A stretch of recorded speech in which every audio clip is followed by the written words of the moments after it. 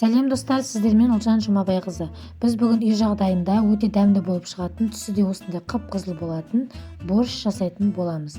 Ол үшін ең алдымен ыдысымызға етімізді салып, қажетінше тұзын саламыз және бетін жауып қайнатамыз.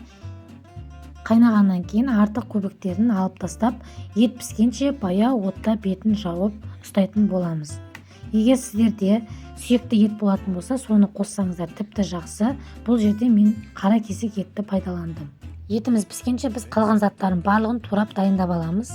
Және ет пісуге бір 20-30 минут қалғанда сковородкамызға сұйық май құйып, үстіне бір дана туралған пиязымызды салып қуырамыз.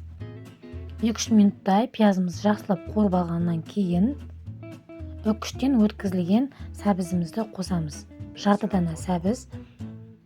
Егер өздеріңіз қалауыңызша турасаңыздар да болады, мен үккіштен өткіздім.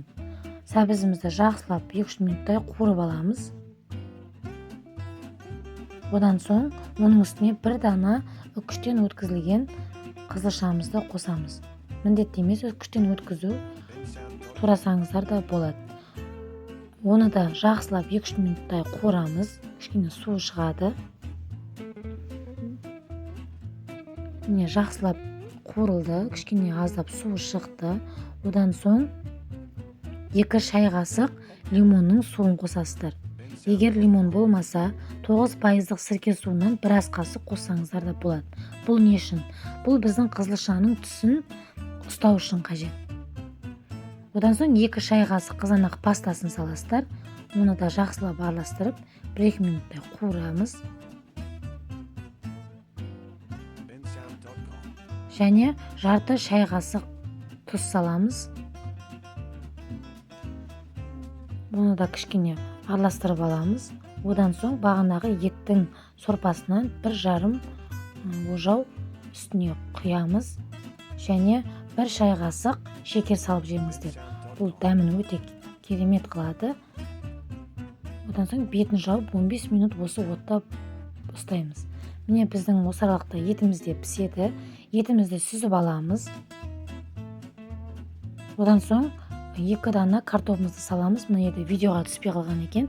Картоптан соң 2 дана лавр жапырағын саласыздар. Дәміне қарай қара бұрыш саламыз.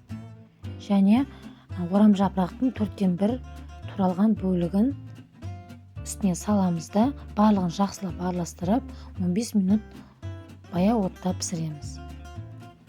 Орам жапырақты ұзақ пісірудің қажеті жоқ. Ол 15 минутта піседі. Міне 15 минутымыз өтті. Одан соң бағанағы сүзіп алған қара кесек етімізді турап үстіне саламыз. Және бағана қуырылған сәбіз бен қызылшамызды оның үстіне тағы да саламыз. Осыларды жақсылап араластырасыздар. Және 2-3 тісше кесілген сарымсағымызды саламыз. Бұны соңынан салыңыздар, дәмі өте керемет болады. Және аскөк, яғни укроптан аздап салып, барлығын жақсылап араластырасыздар. 1-2 минуттай қайнатамыз. Қайнағаннан кейін бетін жауып, отты өшіресіздер. Міне біздің борщымыз дайын болды. Өте дәмді болып шықты. Мейрамханаларда ұсынатын борщтардан ешқандай кем емес. Түсі де қып-қызыл болып, дәмі де өте керемет. Жасап көріңіздер. Ортасына осындай қаймақ салып ұсынсаңыздар болады.